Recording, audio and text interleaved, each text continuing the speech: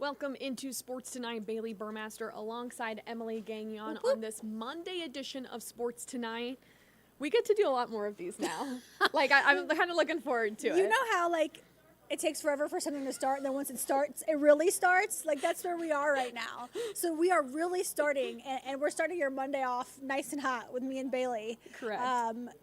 We have so much to talk about, but I think it's only appropriate we start off with talking about the Falcons, who seem to have interviewed everyone and my grandma for this position, and they're still going to interview How'd your grandma even more. do?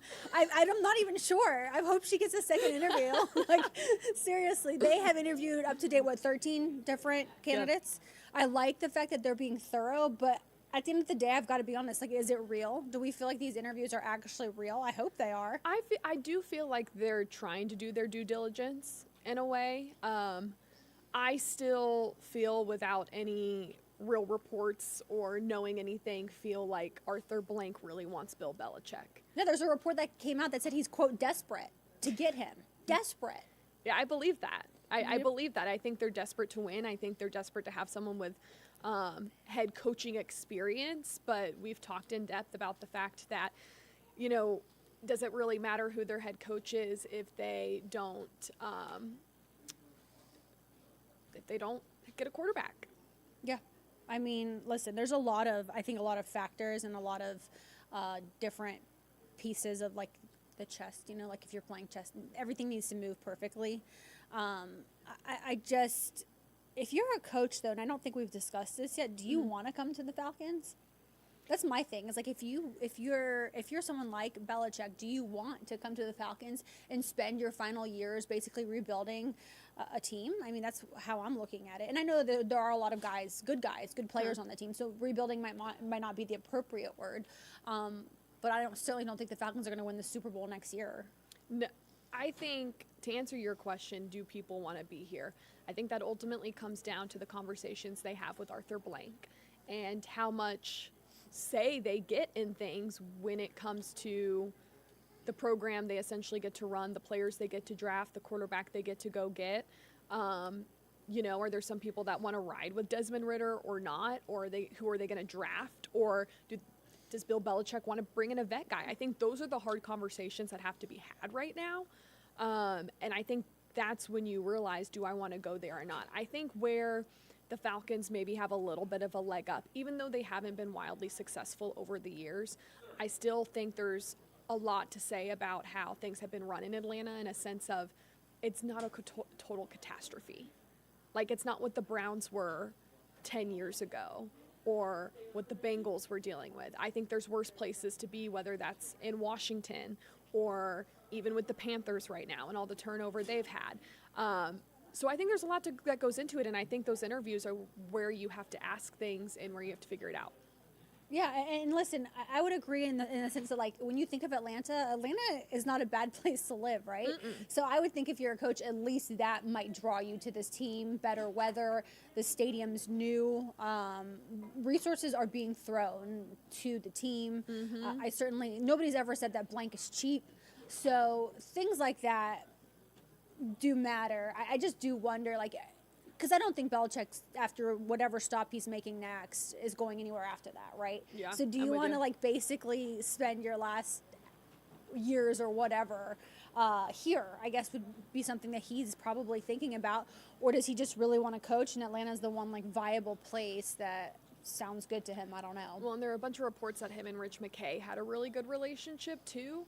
I just think it ultimately comes down to how much they want to give Bill to make his own decisions, and it's going to come down to what he wants to do at the quarterback position. And I think you can't take credit from anyone else. Who knows who's going to come in and maybe sweep them off their feet. I think there were initial reports that they were just doing their due diligence on Jim Harbaugh and weren't really interested. But then he got a second interview. He was the second one announced, I believe, after Bill got his second one. Yeah. And he was successful in the NFL. Yeah. When he was here before going to his alma mater, Michigan. He was very wildly successful. Didn't win the Super Bowl, but took, the 49ers to the Super Bowl. And I think they won the division 4 years, maybe, or I'm not even sure which stat that was that I saw, but they did something 4 years in a row, Bailey. So I don't know. It's interesting. How long do you think this takes? When do you think Another week. You think another week? Well, because, in-person interviews started today.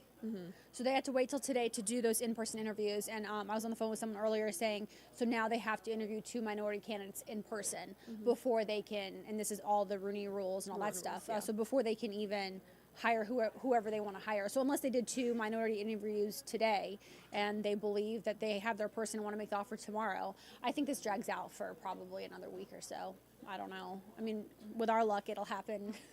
It's going to happen at the worst time when possible. you and I are super busy, and it's just, it is what it is. But it sounds like they have a boatload of other people to interview or second interviews or whatever the case may be. So at least we can't say that they didn't interview all the people that they wanted to. And they finally got with Raheem Morris over the weekend, which I was happy.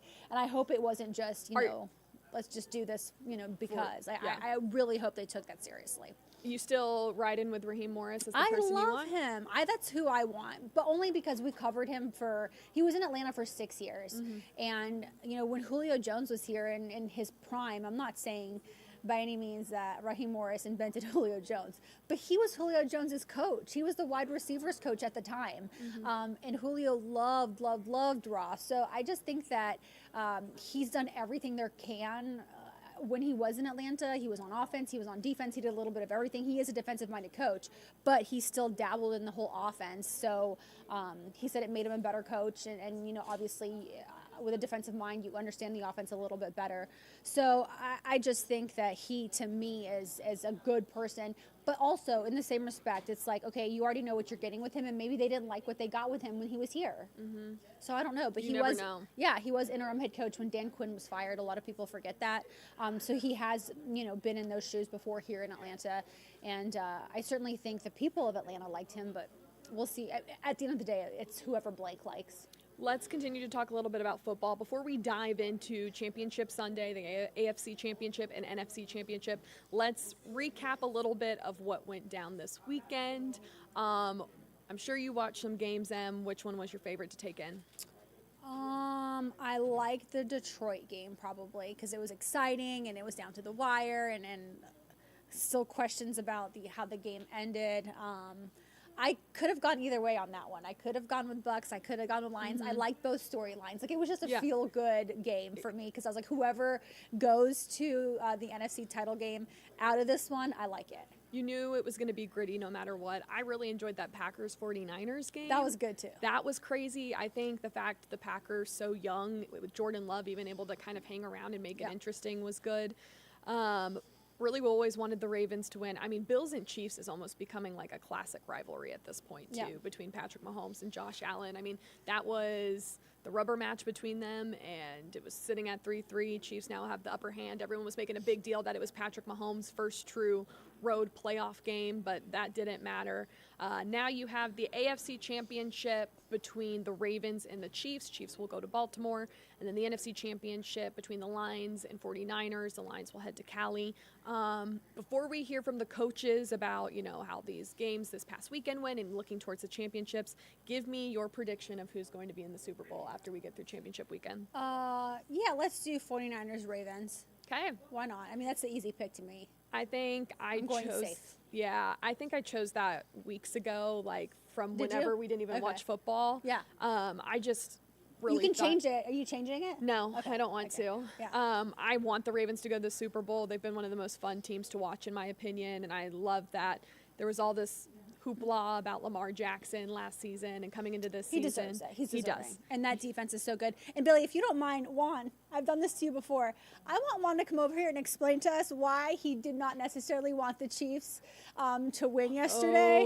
He explained this to me, and I thought it was so good. And it's nothing bad. I think a lot of people have his take. That's why I want to bring him over here. Okay, one. And he did so well when we talked about Auburn, Alabama. So I think you need to come on and explain to the people why you weren't necessarily like happy, or not happy, but you wouldn't have minded had the Bills moved on, right? Right. Yeah. Okay, Come step up to the Oh box. gosh, I feel like this is a hot take. No, honestly, I just feel like for me, I would like to. I feel like it's the Taylor Swift effect, and although she's bringing in a lot of fans, a lot of people are watching that normally wouldn't watch the game.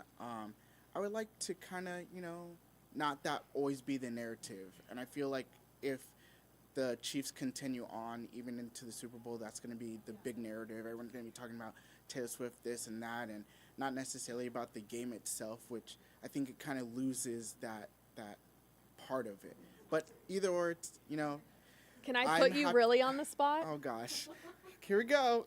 So for people who may not know, which is everyone who probably listens to this, because it's the first time we've introduced one to Sports Tonight, he is a big Beyonce fan. He is part of the Beehive. Therefore, if you are a Beyonce fan, you technically cannot be a Taylor Swift fan. You can like her, but if you're part of the Beehive, you're not a Swiftie. I mean, I feel like there's some narratives that pit them together, but I like both. I think both are amazing artists. Which one do you like better? Beyonce. Correct. Okay, thank you. You can step down now. Thank you. Juan always has these really good takes, and he just doesn't know when I'm going to put him on TV. That's the worst part of it all. But so thank you. Thank you, sir. Now I'm curious because I don't think we've actually talked about this. Yeah. Where do you stand on the Taylor Swift effect? Oh, I don't care. I'm like, whatever. I think it's great marketing for him and her. I mean, seriously, she has, I think, in ways like made maybe fans of like men who did not care. Mm-hmm. And Travis Kelce has become way more popular among maybe younger girls. I mean, for them, it's great. It doesn't bother me, though. I think it's kind of fun. What I find really interesting is never once was this a thing with Giselle when her and Brady were dating or married. It's true. And she is worth so much more money than Travis Kelce, or at the time, I believe. Remember, it was like, she makes more money than Tom Brady. Well, if that's the case, she makes more money than Travis Kelce. And I don't know where she would measure now with Taylor Swift. Maybe back in the day she was making more. But I don't know. I just think it's so funny that is usually the narrative. We got sidetracked, but we are going to hear from the coaches ahead of this matchup, so let's tune into that. We're excited about it. We're looking forward to it. It's a huge challenge. Playing a great football team, very talented, very well coached, know how to win. They've been in these situations many times. I think they've been in the championship game. Maybe this is their 6th time in a row. So they've been here before.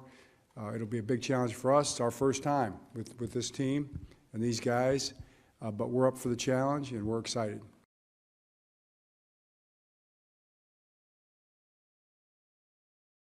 No question. I mean, you got to factor it in. The fact that he extends plays, he buys time to run sometimes, buys time to throw. He's just a really elusive guy. You'll see him in space. Sometimes he'll make guys miss and all that. So, it's just Patrick Mahomes. He's unique. Plays his own brand of football, been very successful. We'll just have to study him and do our best to try to keep him under wraps.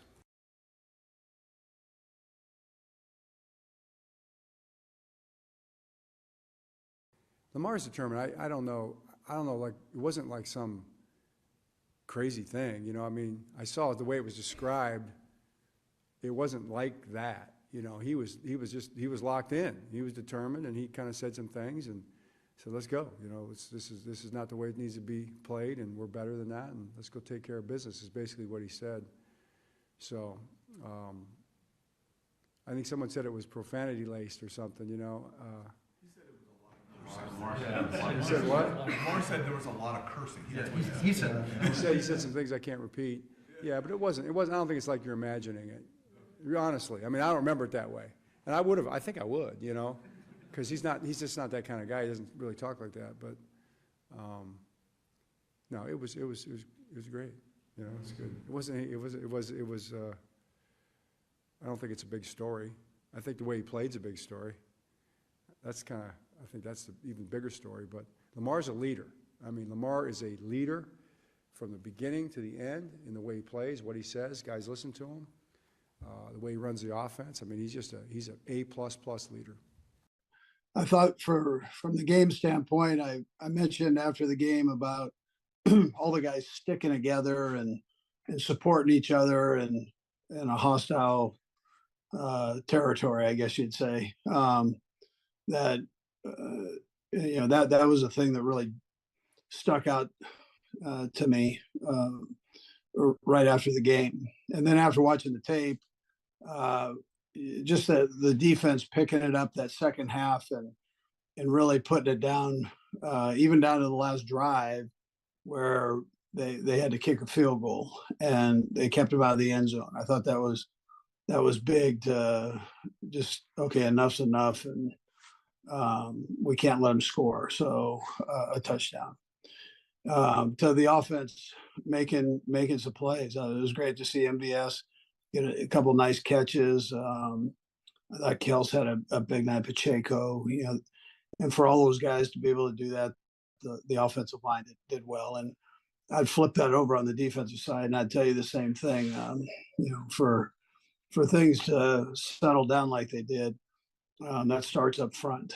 And I thought Chris Jones did a nice job of communicating that to the guys, and Bolden and Drew of working through their stuff there, and making sure everybody was lined in the right spots, and so on. So and then the back end, Snead just continues to be like I said, I have a hard time believing anybody's doing it better right now than him, but he's done a nice job along with the other guys back there. Reed had a couple of really nice plays too. So, and then special teams.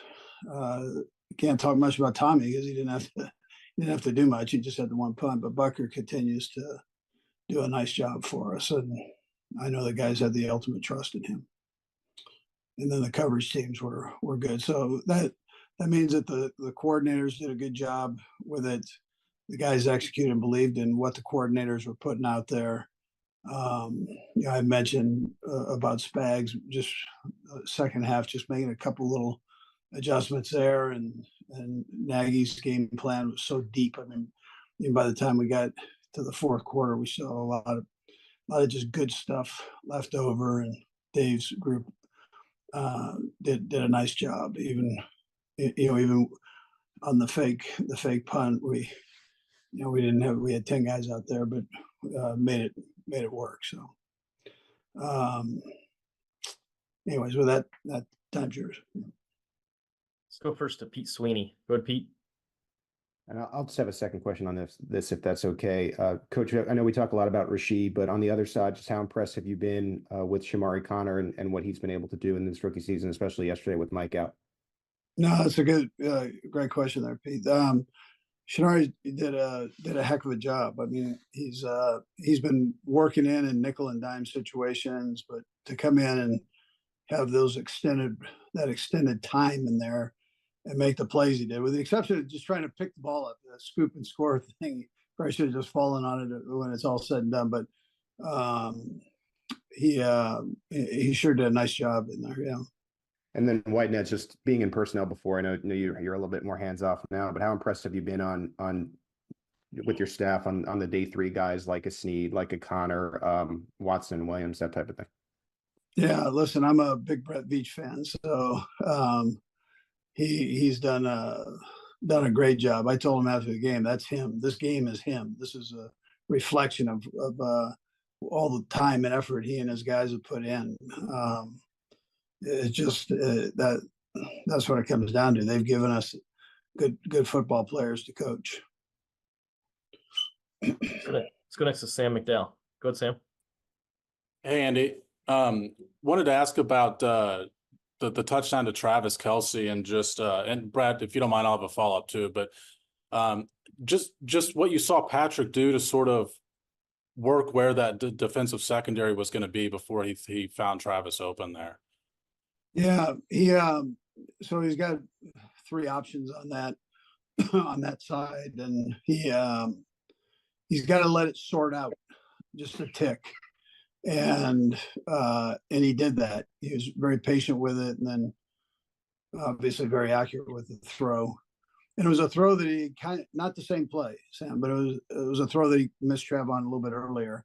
Yeah. A corner route like that, and he just fixed the problem and was spot on. Andy, my first question for you, going back to training camp and you guys going together and building that bond, how much of that do you feel like kind of helped yesterday going into an environment like that against Buffalo where you got so many people against you? Yeah, Nick, it's really a great environment for the NFL and for their city. I mean, but you're playing, you're not playing against the crowd, but they're involved. They're right on top of you there, probably very much like somebody coming into Arrowhead. So, it's but I would tell you that, yes, I believe in that you go away to training camp, you can't be on the cell phone all day and you're around the guys all day. So guys talk, whether it's at dinner time or wherever, they talk. And they're living in the same dorm and so on. So there's a bond that does get started there. It's just how you grow it from that point. And this group, I felt that in our game that they've really done a nice job of growing together and supporting each other. And then looking at that secondary from the Super Bowl last year, the young guys till last night and all you guys were able to do, how much growth have you seen from those young guys to be in that moment and to capitalize the way that they did? Yeah, so last year they got better every game, just with the experience, and then throughout the offseason working, and throughout this season they've continued to get better and to feel more comfortable challenging in man coverages and then tighten up these zones and zone coverage. This coming week will be the biggest test of them all. So up to this point, they've got a great group of wide receivers, and so I think our guys, once we get through the week here, they look forward to that challenge. But they've done a nice job. Looks like we've got a couple more. We'll go Todd Palmer and then Todd Lebo. Go ahead, Todd Palmer. Hey, Andy. Just curious, you're facing two of the best running quarterbacks in the league back to back here, but obviously Josh Allen a little bit different than Lamar Jackson. So are the principles of, contain and things like that the same, or is this a much different animal because Lamar's a different athlete and a different running style? Yeah, I would tell you it's somewhat the same. You have to stay in your lanes. You have to stay disciplined with any quarterback that runs. Lamar's special. He's he's fast and one of the faster guys on the field when it's all said and done. And he's shifty, where Josh he'll go right through you. He doesn't care. He's a big man. And probably equally as fast. I mean, he's a fast kid. He's run away from secondary players. We've seen that on tape. So, but this kid, he throws it well. He throws on the move well. He runs the ball well. So we've just got to stay on top of that part of it, throughout practice this week and then during the game.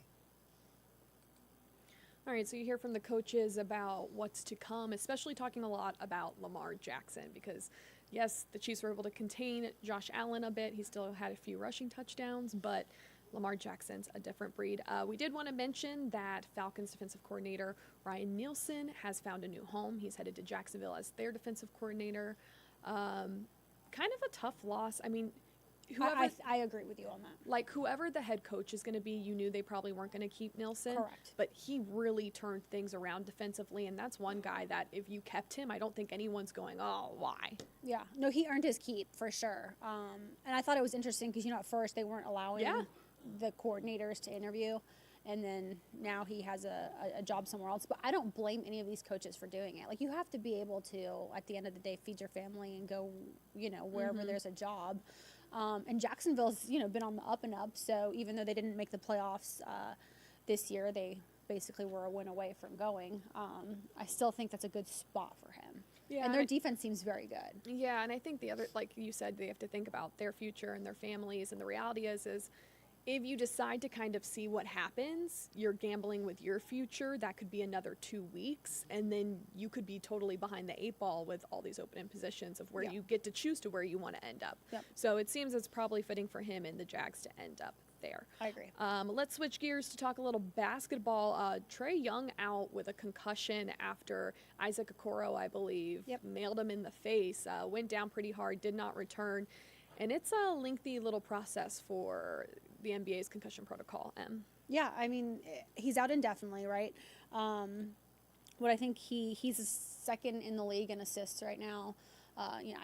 Averaging 27 points or so a game. This will certainly affect the Hawks. You hate it for him because he'll probably want to get out there before he's able or at least gets cleared to go. Yep. So it's just one of those things. You don't really have a choice in this protocol, and rightfully so, because I do think like later on in life these things actually matter. Correct. But I do find it interesting, and it brings up a whole other conversation about like DeJounte Murray when Trey's not on the court. Do the Hawks look better? And I'm by no means am I saying that, you know, one's getting traded over the other or that DJ should take over or whatever. That's not what I'm saying, because that's what a lot of people have been saying, like, hey, let's just get rid of Trey and see what happens with DJ. I'm not really going into that conversation. I'm just saying it is interesting that when both of them aren't on the court, it does seem very different. Well, and if you look at that Heat game specifically, it's really interesting. You see how the team plays. I mean, they had to go deep into their bench because of injuries and with Trey not playing. And it's almost like everyone got the ball a little bit more. And they were letting it fly. I mean, Garrison Matthews and Patty Mills coming out of nowhere to help the team win and throw up some three-pointers and whatnot. So I think there's a different dynamic. Who ends up getting traded, who knows? I do think it's going to be a spicy NBA trade deadline for the Hawks. It has to happen. It's not working right now. No, I don't think it's working with DeJounte and Trey, but I also think DeJounte's playing great. He That could also is. be a, hey, Yes, look at me. Who wants me? right. And I love his story. I mean, I don't know if you heard him after that game and saying how, like, he's just unfazed by everything that happens in his life just because he's been homeless and he's had no money and he's done all these things, but yet he's always been confident. And that's just who he is, and that's why he walks around with the swagger he has. And I just loved hearing it. Listen, I again, this is not a dig on Trey, but DJ has always, from the second he walked in here, been a leader. And it was very apparent early on. He set up, Bailey, before you got here, this was right when he got to Atlanta, he set up like this turkey giveaway for Thanksgiving. And when we got there to cover it, it wasn't even a Hawks event.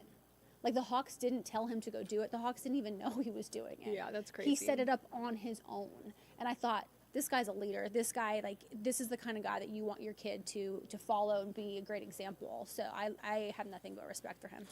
Let's wrap up really, really quickly. What's on your mind? I will tell you what's on my mind. Yes, the Hawks please are do. on Peachtree TV and Peachtree Sports Network Friday against the Mavs after their West Coast trip. That's a great one. And tonight they're at the Kings. It's a late tip if you want to watch it. But we will see maybe Hayes, we can't speak. Trey's not on the court, so we'll, you know. And they pull out the win against former teammate Kevin Herter. Yeah, we love to see it. We'll find out. All right, that will do it for this edition of Sports Tonight. For Emily Gagnon, I'm Bailey Burmaster. You guys have a great night, and make sure to join us tomorrow. Good night.